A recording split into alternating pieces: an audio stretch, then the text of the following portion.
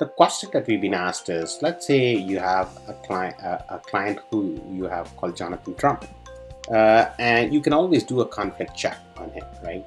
When you kind of do a conflict check, right, and you download it, what generally uLaw does is it does comparison of the conflict. So as you see here, what it does is it basically looks for all Jonathan's first name, last name, client, and names that even sound similar. Look at that spelling mistakes and stuff like that, it'll point.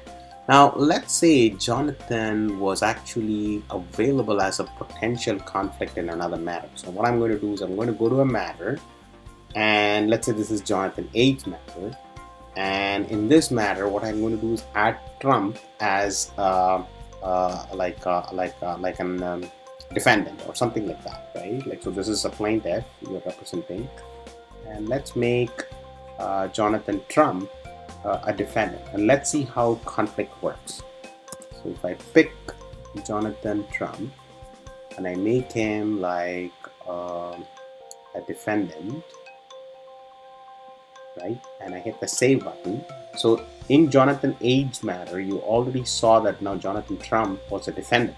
Now if you go back to the contact and now try to do a conflict where you just say, hey, can you do a conflict check?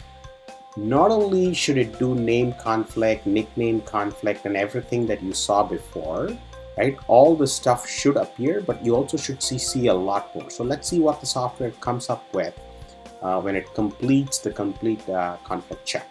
So we expect that it should highlight potential, so that way you can do the right investigation to truly determine if this was a conflict. So right now it just finished the conflict check.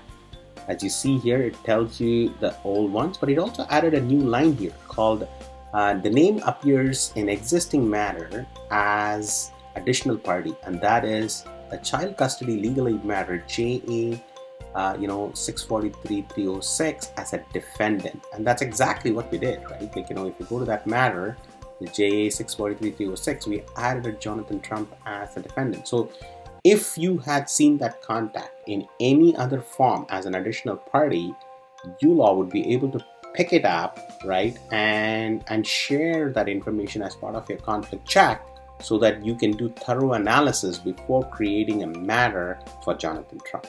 So to summarize, in conflict check, when you go to a contact and you actually create a conflict check for document for him, you can also do matter screening, event screening. But what uLaw basically does is it does name conflict validation, and then also does additional party validation to see it's in some other matter did you see this person.